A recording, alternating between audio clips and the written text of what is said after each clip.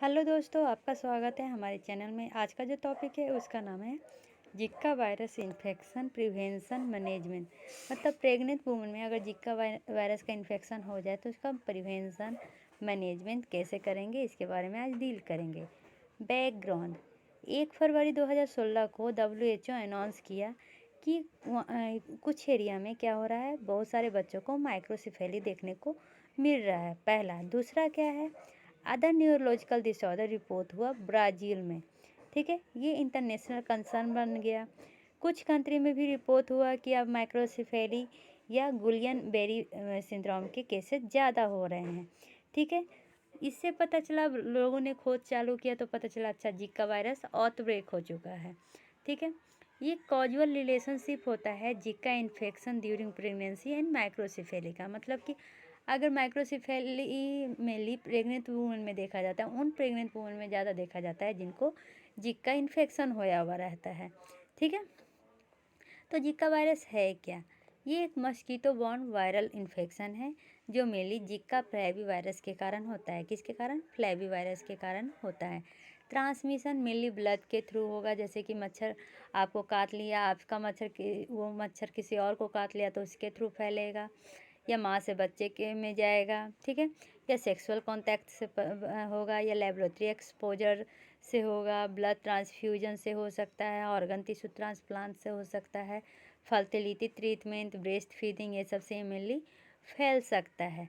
ठीक है, साइन और सिम्टम की बात करें तो मेनली तो ये एसिम्टोमेटिक होता है, और अगर सिम्टम दिखेंगे तो जैसे कि low grade fever, maculopapular rash, joint pain, conjunctivitis, muscle pain, headache.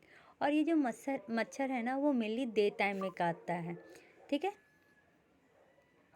अब जिक्का वायरस का प्रेगनेंसी से क्या रिलेशन है?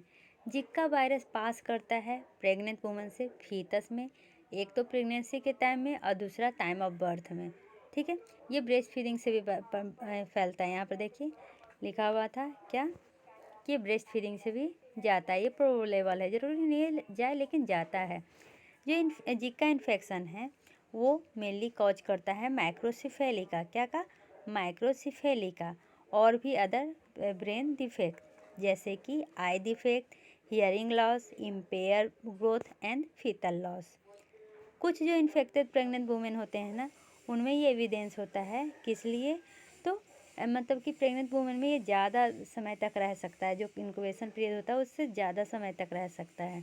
तो वायरस पता कैसे चलेगा, कहाँ पे ये रहेगा? तो ये सीमेन में, यूरिन में ज़्यादा देर तक रह सकता है एज कंपेरिजन टू ब्लड में। ठीक है, साइंटिस्ट स्टडी किए इसके बारे में, इससे रिलेटेड हेल्थ प्रॉब्लम में ये कैसे प्रेगनेंसी के टाइम में इन्फेक्शन कॉज या प्रॉब्लम कॉज कर सकता है।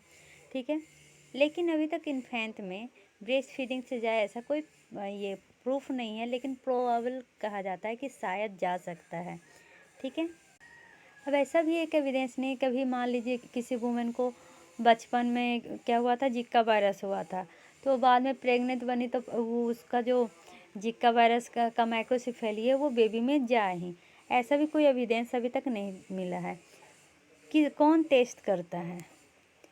और प्रेग्नेंट वुमेन को एसेस किया जाता है कि आप जिक्का का प्री नेटल केयर विजिट में चेकअप कराएं। ठीक है, मेनली वो लोग जो ज़्यादा उस एरिया में रह रहे हैं या ट्रैवल कर रहे हैं। ठीक है, उसके बाद जो बिना कंडोम लगाए हुए सेक्स कर रहे हैं, मेनली अपने पार्टनर जिनको ऑलरेडी जिका वायरस का इन्फेक्शन होया हुआ है, तो ये ज़्यादा चांसेस होते हैं। ठीक है, कॉम्प्लिकेशंस पे सबसे पहले आपको पता ही है, न्यूनेटल फॉर्मेशन में माइक्रोसिफेली। अगर न्यूरोलॉजिकल टाइप ऑफ कॉम्प्लिकेशन देखा जाए तो गुलियन बेरी सिंड्रोम देखा जाता है, जिसमें आप एकाएक क्या करें, लगेगा कि आपका मसल वीक हो रहा है। ठीक है, ये नॉर्मल साइज होता है हमारे बेबी का। ये देखिए माइक्रोसिफेली, और ये सीवियर माइक्रोसिफेली है। ठीक है, माइक्रोसिफेली एक बर्थ डिफेक्ट है जिसमें बेबी का हेड स्मॉलर हो जाता है एक्सपेक्टेड बेबी के अनुसार। मतलब जितना जो एज और जो सेक्स के अनुसार बेबी का जितना हेड होना चाहिए उसके अनुपात में वो छोटा हो जाता है। ठीक है, जिक्का वायरस इन्फेक्शन प्रेगनेंसी में मेनली माइक्रोसिफेली और अदर ब्रेन डिफेक्ट कॉज करता है, जैसे कि आई डिफेक्ट, हियरिंग लॉस और इम्पेयर ग्रोथ। ठीक है। अदर पॉसिबिलिटी क्या हो सकता है माइक्रोसिफेली का? तो बहुत सारे रीजन से होता है, जैसे कि जीन में चेंजेज हो जाना, कुछ इन्फेक्शन हो जाना प्रेगनेंसी के टाइम में, या टॉक्सिन टच कर देना। ठीक है। स्पेसिफिक गाइडलाइंस, इसमें क्या कह रहा है ना, जो प्रेग्नेंट वुमेन है, मतलब कि एज ऑफ गेस्टेशन और एसिम्प्टोमेटिक को छोड़ के अगर उसके घर में किसी को कंफर्म जीका वायरस होया हुआ है तो उसके कंसल्ट में नहीं आने का। फिर भी कंसल्ट में आए या ना आए, जो हेल्थ केयर प्रोवाइडर है वो उनको भी उसी तरह लेबोरेटरी एग्जामिनेशन करते हैं, स्क्रीनिंग करते हैं, उनको क्लोजली मोनीटर करते हैं। अगर प्रेग्नेंट वुमेन में हो गया है, ठीक है, या उनके किसी में हो गया है, तो जब सेक्स करें तो सेफ करें और कंडोम ये सब का यूज करके करें। ठीक है। प्रिवेंटिव मेजर्स, वेक्टर कंट्रोल, सबसे पहले ये मच्छर से होता है तो मच्छर को कंट्रोल करना चाहिए, ताकि जो मच्छर का डेंसिटी है वो कम हो जाए, जिससे कि जिका वायरस, डेंगू वायरस, चिकनगुनिया ये सब से हम लोगों को बचा सकें।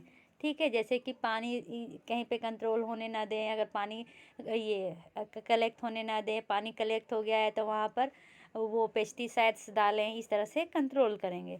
प्रेग्नेंट वुमेन और उसकी फैमिली मेम्बर्स और प्रेग्नेंट रिलेटेड कम्युनिटी ग्रुप को एडवाइस किया जाता है कि वो क्या करें, वो ऐसे जगह पे रहें जहाँ पर जो वेक्टर है, मतलब कि जो मच्छर है या मच्छर का ब्रीड है वो उससे कम कंसल्ट में आ सके। ठीक है। पर्सनल प्रोटेक्टिव मेजर्स, जैसे कि कपड़ा पहने तो फुल कपड़ा पहने, जब भी बाहर निकले तो लॉन्ग स्लीव्स का कपड़ा, लॉन्ग ट्राउजर्स और सॉक्स ये सब पहन के निकले। ठीक है। उसके बाद लाइट कलर्ड क्लॉथ प्रीफर किया जाता है। ठीक है। और जब सोएं तो बेड नेट यूज करके सोएं, स्पेशली जब वो दिन में सो रहे हैं, क्योंकि ये मच्छर दिन में काटता है। पर्सनल प्रोटेक्शन मेजर्स, तो आपको मस्कीटो नेट, मस्कीटो क्रीम ये सब यूज करके सोना चाहिए। ज़्यादा टाइम क्या करना चाहिए, गेट और खिड़की क्लोज करना रखना चाहिए। अगर खिड़की खोलना है तो आप विंडो नेट लगा सकते हैं, जिससे कि मच्छर का एंट्री को रोक सकें। सेक्स करते समय ये प्रिवेंशन रखें। ठीक है। या जिनको होया हुआ है वहाँ पे आपको अच्छा है कि आप कुछ दिन ना करें जब तक उनमें ये पूरी तरह ख़त्म ना हो जाए। General care and symptomatic treatment, rest करें, उसके बाद अपना प्रोटेक्शन रखें, क्योंकि आपको आपसे आपके फैमिली मेम्बर को भी हो सकता है, इसलिए प्रोटेक्शन बहुत ही ज़्यादा ज़रूरी है। जैसे कि मच्छर को काटने से अपने आप को बचाएं। मेनली इंक्यूबेशन पीरियड में सिम्टोमेटिक प्रेग्नेंट वुमेन जिनको जिका वायरस इन्फेक्शन है उनको एडवाइस किया जाता है कि आप रेस्ट करें और पर्सनल प्रोटेक्शन लें, ताकि ट्रांसमिशन से बचा सके, mainly first week of disease में। जिनको सिम्टोमेटिक है उनका अगर मान लीजिए फीवर आ गया है तो पहले तो फिजिकल कूलिंग मेजर किया जाता है, जैसे कि आइस पैक लगाया जाता है, वो कपड़ा भिंगा के सर पे रखते हैं ना, वो सब किया जाता है, नहाया जाता है, शावर लिया जाता है।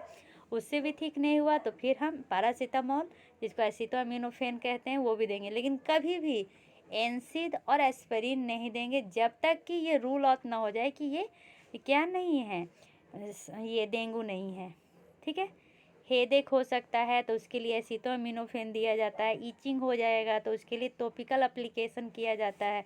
ड्रग्स उसके लिए नहीं, टॉपिकल क्रीम लगाया जाता है, जैसे कि कैलामाइन लोशन, मेंथोल बेस्ड एक्वासेजेंट। डिहाइड्रेशन हो से बचाने के लिए बहुत सारे पानी पिए जाते हैं। ठीक है। Care for pregnant women, all pregnant women, जितने भी प्रेग्नेंट वुमेन हैं वो जब एंटीनेटल चेकअप के लिए जब भी है उनका जीका वायरस का चेकअप किया जाता है। कि जैसे कि आप कोई ऐसा एरिया में तो ट्रैवल नहीं किए हैं जहाँ पर एक्टिव जीका वायरस ट्रांसमिशन है, आपको कोई हिस्ट्री तो नहीं है रैसेज का, आपको फीवर, एल्थ्रालजिया, आर्थराइटिस, कंजक्टिवाइटिस तो नहीं हुआ है, जो आपके हस्बैंड हैं उनमें ये इसमें से कोई सिम्टम तो नहीं हुआ है, क्योंकि सेक्स पार्टनर या किसी से आप फैमिली मेम्बर को होया हुआ है तो उससे आपको होने का डर है। उसके बाद वुमेन को काउंसिल किया जाता है, रेगुलर शेड्यूल बनाए जाते हैं।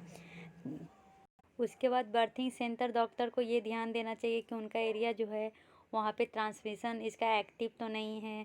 फर्स्ट टाइमेस्टर में अल्ट्रासाउंड स्कैन करना चाहिए और देखना चाहिए कि डेट ऑफ जो प्रेगनेंसी है उसका एक्यूरेट डेट क्या है। उसके बाद फीटल मार्फोलॉजी का लगातार असेसमेंट करना चाहिए। ठीक है, based on best clinical judgement, जैसा कि क्लिनिकल जजमेंट होगा जो फिजिशियन उसको अटेंड कर रहा है, तो फीटल अल्ट्रासाउंड को रिपीट करते रहना चाहिए, कि जैसे कि late second early third trimester में भी करना चाहिए, मेनली 28 वीक से 30 वीक के वीक ऑफ गेस्टेशन के बीच में, कि आइडेंटिफाई तो नहीं हो रहा है फीटल माइक्रोसेफेली या ब्रेन एबनॉर्मलिटीज।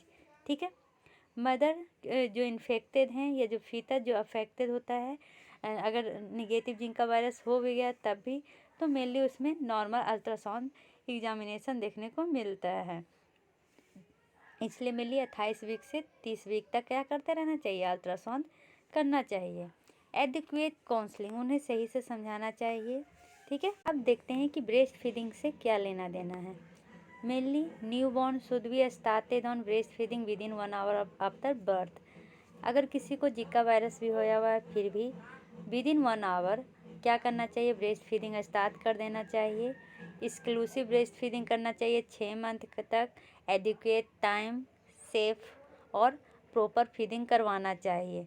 ठीक है, और उसके बाद कंटिन्यू रखना चाहिए ब्रेस्ट फीडिंग 2 वीक तक, 2 ईयर तक या उसके बाद तक, जब तक कि जो आपका न्यू बॉर्न है वो अपने से सही से खाना ना खाने लगे। ठीक है, क्या होगा अगर sample of pregnant women test positive, अगर पॉजिटिव निकल गया तब क्या होगा, तब क्लोज मॉनिटरिंग करना पड़ेगा, ज़्यादा अल्ट्रासाउंड करना पड़ेगा, देखना पड़ेगा कि फीटस के डेवलपमेंट कैसे हो रहे हैं, साइन ऑफ जिका इन्फेक्शन देखने को मिलेगा। ठीक है, क्या होगा अगर वुमेन में, प्रेग्नेंट वुमेन में ये टेस्ट निगेटिव हुआ, तो प्रेग्नेंट वुमेन जो उस एरिया में रह रही है फिर भी उनमें निगेटिव हो रहा है, तो उनको क्या करना चाहिए, अल्ट्रासाउंड करवाते रहना चाहिए, मेनली 28 से 32 वीक के बीच में। ठीक है, क्योंकि उसी समय ब्रेन एबनॉर्मलिटी देखने को मिलता है। डॉक्टर एडवाइस करेगा कि आपको जब भी फील सीक या फीवर, रैश, जॉइंट पेन या रेड आई देखे तो आप कंसल्ट करें। ठीक है, उसके बाद अगर आप पार्टनर से जब तक प्रेग्नेंट है तब तक ज़्यादा दूरी बनाए रखें, क्योंकि आपके बच्चे को भी खतरा हो सकता है। इस तरह से एडवाइस देना चाहिए।